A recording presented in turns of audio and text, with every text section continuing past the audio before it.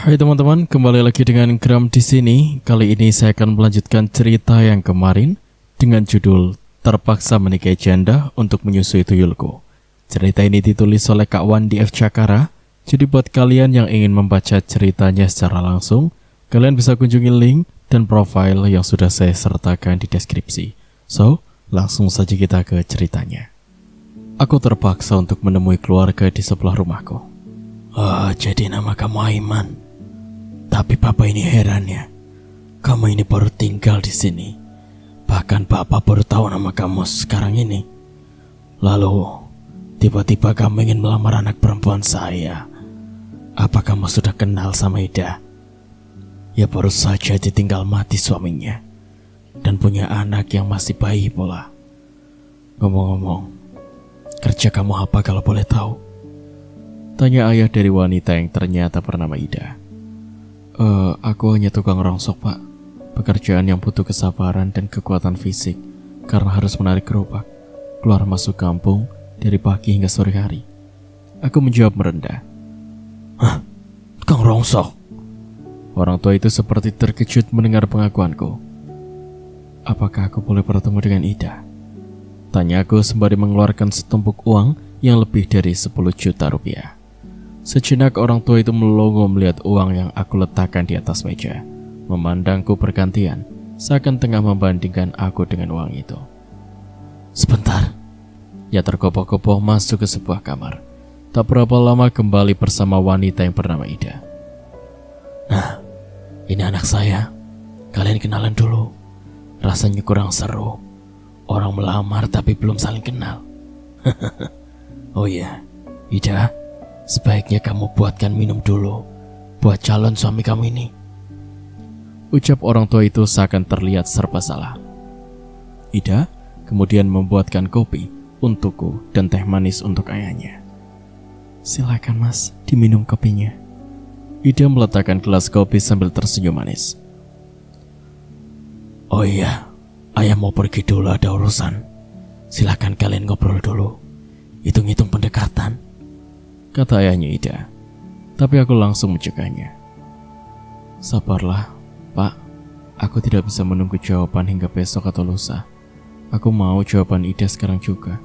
Dan uang ini aku serahkan hanya untuk sekedar DP untuk pernikahan besok. Gak perlu resmi nikah di KUA segala. Cukup kiai dan saksi. Ingat, besok kita sudah menikah. Tanya aku. Kalau aku bagaimana ya saja? Baiklah jika kalian sudah saling setuju. Besok ayah pastikan kalian menikah. Ternyata jika uang sudah berbicara, semua yang tidak mungkin bisa menjadi mungkin. Sepertinya Joker sudah tidak sabaran menunggu. Hampir semalaman ia tak menampakkan diri. Mungkin ia pergi keluar. Aku tak tahu harus berbuat bagaimana dengan Ida yang besok akan menjadi istriku. Apakah aku harus menggaulinya sebagaimana layaknya hubungan suami istri, sedang aku menikahinya tanpa perasaan apa-apa? Dan ini karena tekanan dari Joker. Wah, aku tak sanggup membayangkan jika wanita itu harus melayani nafsu masuk kecil yang sekarang sudah berubah bagaikan setan. Dan hal itu terbukti ketika Ida yang kini sudah menjadi istriku dan ia aku minta untuk tinggal bersamaku di rumah kontrakan. Semula, mungkin Ida menganggap kalau aku menikahi dirinya, ia anggap aku benar-benar menyukai dia, yang memang berwajah cantik. Sehingga saat malam pertama, ia sudah benar-benar mempersiapkan dirinya untuk aku gauli. Ida memoles wajah dan memakai pakaian tipis untuk menarik perhatianku. Sebagai laki-laki normal tentu saja aku tertarik dan memiliki hasrat untuk berhubungan badan dengannya. Tapi hal itu tidak aku lakukan. Ida gelisah membolak-balikan badan, menunggu aku untuk tidur di sampingnya. Sampai akhirnya, anak yang masih bayi dan ditaruh di dalam box bayi menangis meminta untuk menyusu. Ida terpaksa memangku bayinya kemudian menyusuinya. Hal itu sempat menarik perhatian Joker. Matanya tajam menatap dua buah dada yang kini tengah dikuasai sang bayi. Joker mendekati Ida, membuat perempuan itu memandang heran pada Joker. Ibu, sekarang taruh adik bayi itu.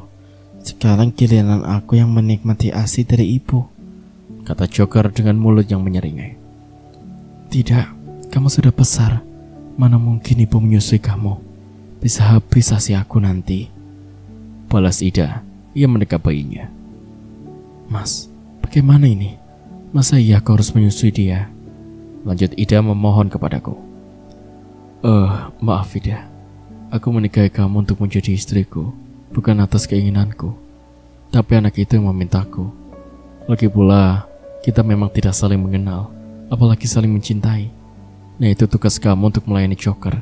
Sebagai imbalannya, aku akan memberikan uang banyak. Dan ingat, jangan pernah kamu ceritakan hal ini kepada siapapun, juga pada ayah kamu. Kamu paham? Aku mengatakan hal yang sebenarnya. Ida termenung, dan tanpa ia sadari, tiba-tiba Joker menyerang dirinya hingga terpaksa terlentang. Dan dengan penuh nafsu, Joker segera menyedot ASI perempuan yang menjerit-jerit kesakitan. Namun Joker tidak memberi kesempatan. Ia terus menghisap kedua belah buah dada perempuan itu. Aku tak mampu melihat penderitaan Ida yang menangis menahan rasa sakit yang luar biasa. Ia mengeluh berteriak agar Joker segera berhenti menghisap ASInya. Namun Joker tidak menggubrisnya. Joker, hentikan. Apa kamu tidak melihat kalau ibumu kesakitan? Kataku dengan memberanikan diri. Joker mengangkat kepalanya, menyeringai. Dan aku terkejut melihat ada sepasang taring di sudut bibir anak itu. Matanya mendadak berwarna merah, memandangku dengan tajam. Dia bukan ibu aku, dan dia sudah aku bayar dengan uang yang Om gunakan untuk melamarnya. Jadi apa urusan Om untuk melarang aku? Kata-kata yang diucapkan Joker sungguh di luar dugaan. Aku tak dapat berbuat apa-apa. Aku sadar jika sekarang aku sudah berurusan dengan setan yang berwujud anak kecil. Tidak mungkin aku dapat melayani ia dengan kekerasan. Semakin hari perbuatan Joker semakin menjadi-jadi. Ia tak peduli istriku sedang apa dan di mana. Ia meminta untuk minum ASI. Dan itu harus dituruti oleh perempuan yang seharusnya bahagia sebagai pasangan suami istri yang baru menikah. Joker tak peduli dengan sang bayi yang menangis untuk minta disusui. Joker, izinkan ibu untuk menyusui Dede dulu ya. Pujuk Ida. Tidak, biar saja dia mati kelaparan. Jawab Joker tegas menolak. Astagfirullahaladzim. Apa kamu bilang? Demi Allah, jika anakku sampai mati olehmu, aku bersumpah atas nama Allah untuk menghancurkan kamu. Mendengar Ida menyebut nama Allah, Joker seketika melepas puting susu Ida. Ia memandang perempuan itu dengan tatapan yang sulit aku mengerti. Anak lelaki itu menatap tajam perempuan di hadapannya, dan ia mendesis. Kenapa kamu menyebut nama itu? Sudah lama aku tidak mendengar, dan kamu tahu, telingaku terasa sakit. Kata Joker dengan suara dalam dan bukan seperti suara anak-anak lagi. Aku bisa saja mencelakai kalian berdua jika kamu masih menyebut namanya. Lanjut Joker. Demi Allah, aku tidak takut mati di tanganmu. Kamu bukan anak manusia seperti yang aku kira. Ternyata kamu anak setan yang terbuang. Kalau kamu mau membunuhku, lakukanlah. Ida dengan berani berkata tegas, dan tentu saja membuat Joker bertambah marah. Ia menerkam tubuh perempuan itu dan menempelkan mulutnya pada leher. Sepertinya ia akan menggigit leher dengan gigit taringnya. Aku yang semula diam saja karena takut, dengan terpaksa aku menarik kepala anak itu dari leher Ida yang tak berdaya ditekan tubuhnya. Kepala Joker terangkat, kemudian aku menariknya hingga betul-betul terlepas dari atas tubuh Ida. Joker, sadarlah nak, bukankah kamu sendiri yang memintaku untuk menikah dengannya agar kamu bisa meminum ASI dari buah dadanya? Lalu kenapa kamu menyakitinya? Aku tahu kamu anak yang baik, yang menolong aku saat dalam kondisi terpuruk. Tapi entah kenapa, tiba-tiba kamu mempunyai nafsu yang liar dan tidak dimiliki oleh bangsa manusia. Bukankah kamu berasal dari janin manusia juga, yang pasti ada punya rasa kemanusiaan? Aku menerima uang dari kamu tanpa aku minta, sebab bagiku, walau aku hanya usaha rongsok sudah cukup untuk makan sehari-hari. Aku tak menganggap kamu sebagai majikan pemberi harta. Aku menganggap kamu sebagai adik dan anak sendiri. Aku hanya sekedar berkata untuk melemahkan hati anak itu. Dan kamu ingat, gara-gara aku menolong kamu untuk tinggal bersama di rumahku, keluargaku sekarang dikucilkan oleh warga. Apa itu tidak berat pukulan yang mereka harus terima? Kedua orang tuaku yang sudah puluhan tahun hidup tanpa mempunyai musuh mendadak dimusuhi orang sekampung. Aku sedih dan aku marah. Aku bisa saja berbuat nekat untuk membungkam mulut mereka. Tapi aku ingat ada karma atas perbuatan yang aku lakukan nanti. Maka aku memilih pergi dari rumah untuk tinggal bersama kamu di kontrakan ini. Lanjutku kemudian. Entah mengapa tiba-tiba Joker memelukku erat. Dengan hati-hati aku membelai rambut anak itu. Aku melihat ada air mata yang mengembang. Namun aku tak boleh lengah, siapa tahu ini adalah tipu daya iblisnya. Aku menghampiri Ida, perempuan yang telah sah menjadi istriku secara agama. Aku duduk di sampingnya. Aku mengambil lengannya yang kemudian aku genggam. Maafkan aku, Ida. Aku telah menjerumuskan kamu dalam hal ini. Aku juga dalam tekanan makhluk kecil itu. Kita tidak bisa keluar dari lingkaran ini kecuali ada pertolongan. Jangan kamu korbankan nyawa dengan sia-sia. Kita harus pura-pura mengalah sambil mencari pertolongan. Sebab makhluk itu bisa saja berubah menjadi sosok yang menakutkan. Karena setan memiliki tipu daya dengan 1001 macam cara. Iya mas, semula aku menyangka kalau mas menikahi aku karena anak mas masih butuh kasih sayang seorang ibu. Tapi pada saat aku pertama kali menginjakkan kaki di rumah ini, aku merasakan energi buruk. Apalagi saat aku menyentuh anak mas itu. Walaupun begini, aku juga dulu pernah dididik oleh orang tuaku untuk mendalami ilmu agama. Bahkan sempat mondok sampai tidak sekolah. Kata Ida, mulai bercerita latar belakang kehidupannya, masa lalunya. Aku merasa bersalah dan berdosa telah menjerumuskan perempuan baik-baik sebagai umpan anak iblis itu. Malam telah larut, suasana di luar sudah nampak sunyi. Istriku sudah terlelap bersama bayi mungilnya. Tanpa ada gangguan dari Joker, entah ada di mana anak itu sekarang. Tiba-tiba, aku mendengar suara gaduh. Ya, seperti anak-anak yang sedang bertengkar.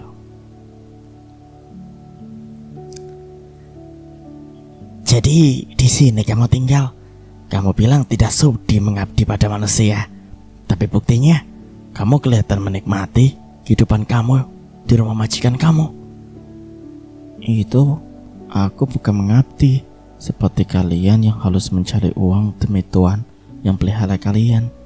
Aku di rumah ini karena orangnya baik dan mau menolongku tanpa meminta imbalan apapun. Balas Joker. Maka aku menyimak gorden jendela dan melihat 4 anak bertubuh hitam legam dan berkepala gundul. Mereka hanya mengenakan celana pendek saja dan membiarkan bagian atas tubuhnya terbuka. Kalau memang orang yang merawat kamu tidak meminta apapun, lalu untuk apa kamu merampas dan mencuri uang yang dengan susah payah kami cari? Itu kalau aku tidak suka melihat kalian mencuri. Dan dengan begitu kalian gagal membawa uang.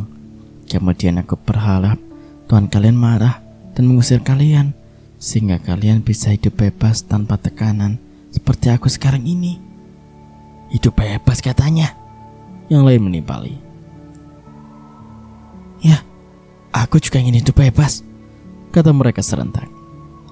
Ingat temanku, aku adalah aku. Tuyul gelandangan itu kan yang kau bilang. Tapi aku memiliki kehidupan yang jauh lebih baik dari kalian semua. Aku hidup bebas, dan kebebasan itu mahal teman-teman.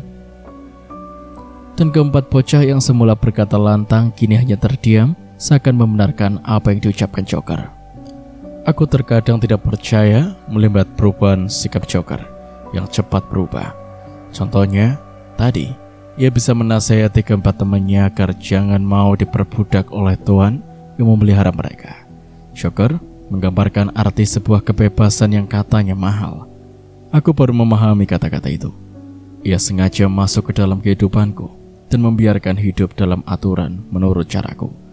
Dan untuk itu, ia mengorbankan kebebasannya.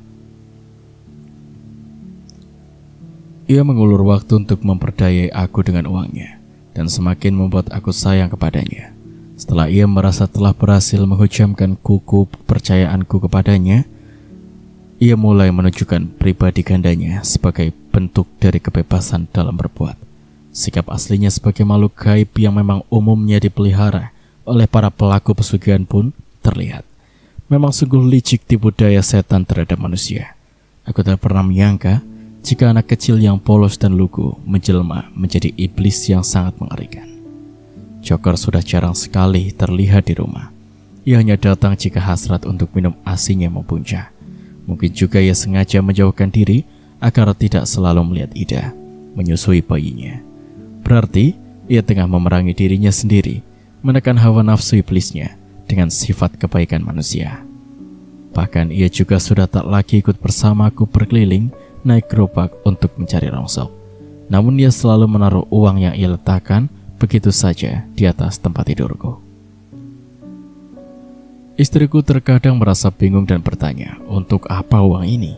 Selama ia mengetahui kalau Joker ternyata tuyul, ia tak mau lagi menyentuh uang itu. Ia hanya meminta uang hasil usahaku saja. Aku menarik gerobak rosokku agar Joker mengira aku berkeliling seperti biasa. Padahal tidak. Hari ini aku ingin menenangkan pikiran yang mendadak kacau dan hampir stres berat. Aku tak boleh membiarkan Joker berlaku semena-mena terhadap istriku. Bagaimanapun aku adalah suaminya yang harus bertanggung jawab untuk melindunginya dari segala bentuk ancaman yang bisa saja menimbulkan malapetaka atas perilaku anak itu. Aku menepikan gerobakku yang kosong, duduk di pinggir trotoar sambil mengisap rokok. Udara hari ini cukup sejuk, tidak seperti biasanya. Aiman, aku tersentak mendengar ada yang menyapaku, dan setelah melihat ternyata ia adalah ayahnya Ida, yang berarti mertuaku. Ayah, tanyaku, lalu mencium tangannya yang dari tadi memegang sapu. Ternyata mertuaku bekerja sebagai petugas kebersihan. Ayah mertuaku itu ikut duduk di sampingku. Bagaimana kabar anak ayah? Ayah tidak pernah melihat ia selama ini, padahal rumah kita berdekatan. Mertuaku mulai menanyakan tentang Ida. Dia baik-baik saja ya. Hanya saja aku ingin mengatakan hal yang sebenarnya, tapi aku takut ya. Aku membalas dengan keraguan. Takut? Takut kenapa, Iman? Tanyanya dengan cemas. Kemudian aku menceritakan sejak aku menikahi Ida hingga sekarang. Aku mengatakan itu dengan sangat berhati-hati, namun mertuaku tetap saja marah.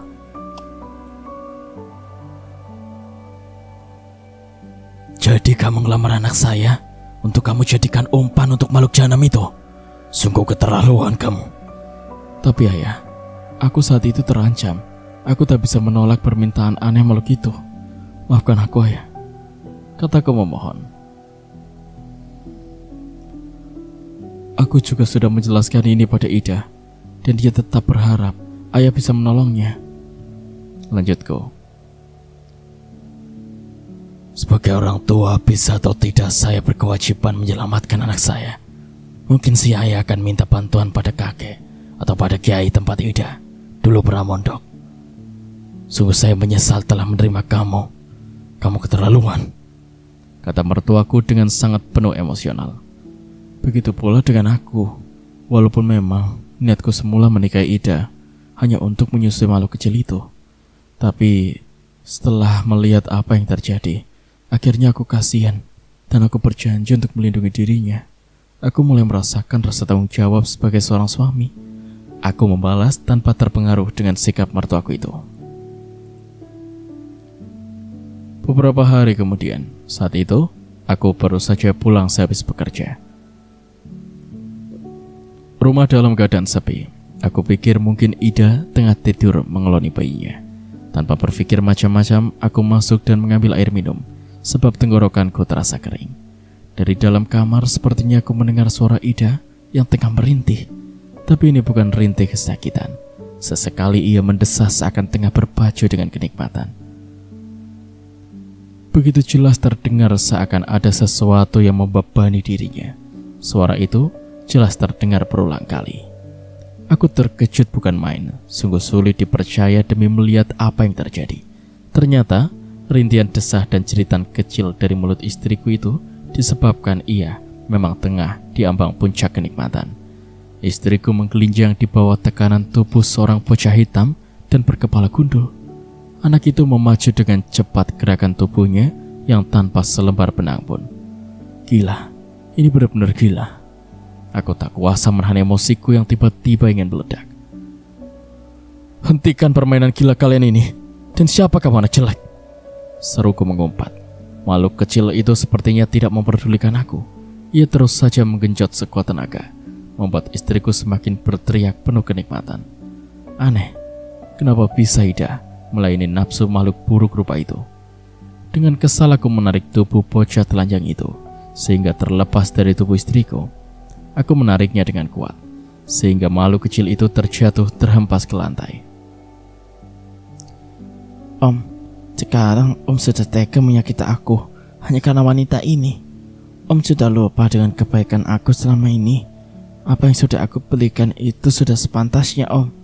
Berikan imbalan dengan membiarkan aku memperlakukan ia semau aku. Ternyata makhluk itu adalah Joker. Namun yang jadi tanda tanya bagiku, mengapa ia bisa melakukan hal yang seharusnya dilakukan oleh suami istri. Tapi kali ini perbuatan kamu sudah keterlaluan, Joker. Aku tak bisa membiarkan kamu memperlakukan ibu kamu seperti ini. Aku berteriak lantang. Aku dengan mudah mempercayai siapapun dengan kekuatanku. Tapi kamu kan masih anak-anak, Joker. Mustahil bisa melakukan hubungan badan layaknya orang dewasa. Ingat Om, aku adalah makhluk yang dapat menjelma seperti apa yang aku mau. Dan jika aku mau, aku pun bisa membunuhmu sekarang Om. Apakah Om sudah siap untuk mati? Sungguh pertanyaan di luar dugaanku. Joker bangkit dari lantai. Ia menatapku dengan matanya berubah merah. Ia juga memamerkan sepasang taringnya yang runcing. Dan tanpa aku sadari, Joker melompat menyerangku. Untungnya aku masih bisa bergerak refleks menangkis serangan yang mendadak. Namun, kekuatan tenaga yang dimiliki oleh Joker ternyata sangatlah luar biasa, sehingga tubuhku terpental keluar kamar. Belum sempat aku bangkit, Joker sudah kembali menyerangku dengan lebih ganas. Ia mendidikku berusaha mencekik leherku. Dan dalam keadaan kritis, aku melihat Ida terbangun. Ia mengambil kursi bulat di bawah meja rias. Dan dengan seketika ia hantam kepala Joker yang tak sempat melihat serangan yang secara tiba-tiba. Teriak Joker. Tubuhnya jatuh ke samping. Dan aku tak menyia-nyiakan kesempatanku. Ku angkat kepala anak itu, kemudian aku benturkan ke lantai. Ayo mas, kita lari, seru Ida menarik tanganku untuk berdiri. Setelah itu kami berlari keluar. Gerak lari kami harus terhenti, sebab di luar pintu sudah menunggu dua orang laki-laki yang ternyata adalah ayahnya, Ida, bersama seorang alim yang menurutku merupakan kiai atau seorang ustadz. Ida, Aiman, kalian kenapa? Tanya mertuaku dengan heran. Ayah, makhluk itu menyerang kami. Ia ingin membunuh kami, teriak Ida. Sekarang kalian tetap di sini dan membantu berdoa, biar makhluk itu menjadi urusanku, kata orang alim tadi. Sengaja kami datang siang hari, sebab iblis tidak memiliki kekuatan yang penuh seperti malam hari, lanjutnya. Kemudian mereka berdua masuk, sementara aku dan Ida hanya melihat dari pintu. Anak iblis itu semakin marah melihat ada orang yang lain masuk ke dalam rumah. Siapa kalian? Beraninya kalian masuk? Apa kalian ingin ikut campur? Desis Joker. Aku tidak ikut campur. Aku hanya ingin membawamu pergi dari rumah ini, Pak Ustadz menjawab dengan tegas. Sekarang tunjukkan wujud aslimu. Kamu bukan tuyul yang menyerupai anak-anak, lanjut Pak Ustadz, kemudian membaca ayat-ayat suci Al-Quran. Dengan suaranya yang merdu, anak hitam gundul itu tiba-tiba bergetar hebat. Tubuhnya yang semula kecil kini berubah menjadi besar, hingga kepalanya menyentuh atap langit-langit. Jelmaan Joker menarik nafas berat. Benar, aku memang bukan tuyul. Akulah Raja Tuyul. Aku sengaja mencari mangsa, sebab sudah jarang manusia mencari pesugihan dengan pelihara tuyul. Kebanyakan mereka terlena oleh judi online atau nomor togel. Aku mencari mangsa dengan cara yang lebih halus lagi, merayu seperti anak yang butuh kasih sayang. dan aku berhasil menjerat Aiman. Lalu apa salahku? Bukankah ini sudah menjadi bagianku untuk menjerumuskan manusia akan menjadi budakku? Kata Joker yang telah berwujud raksasa dengan penuh kesombongan. Dan hari ini aku akan menghentikan perbuatanmu dengan cara membuang atau menghancurkanmu, teriak Pak Ustadz tak kalah lantang. Setelah itu, Pak Ustadz kembali mengumandangkan azan. Dia teruskan membaca ayat suci, sementara tangannya tak henti-hentinya menghitung biji-biji tasbih hingga tasbih pun mengeluarkan cahaya yang terang benderang. Apa yang terjadi sungguh di luar akal sehatku. Makhluk raksasa yang semula ingin menyerangnya merasa kesulitan untuk melangkah maju. Bahkan ia tersesat mundur, seolah ada tenaga raksasa yang mendorongnya. Lemparkan bambu kuning itu pada bagian dadanya, perintahnya pada mertuaku yang langsung menurutinya. Dan lemparan itu begitu tepat. Bambu kuning berukuran 1 meter itu menancap di tengah-tengah jantung makhluk itu. Tubuh raksasa itu meledak berhamburan. Ia tak sempat menjerit. Perlahan, Pak Ustadz mendekati serpihan bagian tubuh makhluk itu. Dan dengan cepat beberapa kali kipasan tangannya, serpihan itu lenyap seketika. Alhamdulillah, semua sudah berakhir. Pak Ustadz mengucap syukur dengan kedua telapak tangan. Ia usapkan pada wajahnya. Akhirnya aku dan Ida yang sudah tegang sejak tadi kini dapat bernafas dengan lega. Nah Ida, sekarang semua sudah berakhir. Cepat bersihkan energi gelap yang masih tersisa di rumah ini. Kamu masih ingat kan dengan pelajaran dulu? Tanya Pak Ustadz yang ternyata sudah mengenal Ida. Tentu kakak senior, aku tetap melatih diri, walau sibuk mengurusi anak yang masih bayi dan yatim pula. Balas Ida dengan akrab.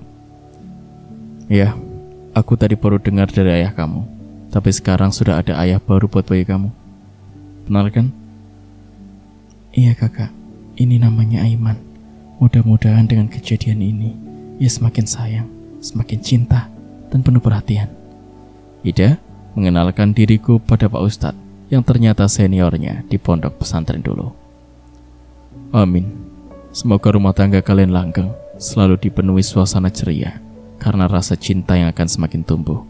Apalagi dengan adanya si kecil yang bisa bikin gemas kita. Terima kasih atas pertolongan Ustadz dan doa-doanya. Setelah selesai berbicara panjang lebar, Pak Ustadz pun mohon pamit. Keesokan harinya aku menemui kedua orang tuaku. Mereka menyambut kedatangan kami bertiga dengan sangat gembira. Apalagi setelah aku menceritakan kejadian dari A sampai Z. Akhirnya kita kesampaian juga memiliki seorang cucu ya Pak, kata ibu yang langsung menimang bayi mungil yang mereka dambakan selama ini. Cerita pun berakhir. Bagaimana pendapat kalian tentang cerita kali ini? Jangan lupa tuliskan pendapat kalian di kolom komentar. Sebelumnya saya ingin ucapkan banyak terima kasih kepada Kak Wandi F. Cakara yang sudah mengizinkan saya untuk membacakan ceritanya. Dan tak lupa saya ucapkan banyak-banyak terima kasih kepada kalian yang sudah menyempatkan diri untuk mendengarkan cerita yang saya bacakan. Nantikan cerita baru yang akan saya bacakan. Sekian dari saya Gram, terima kasih.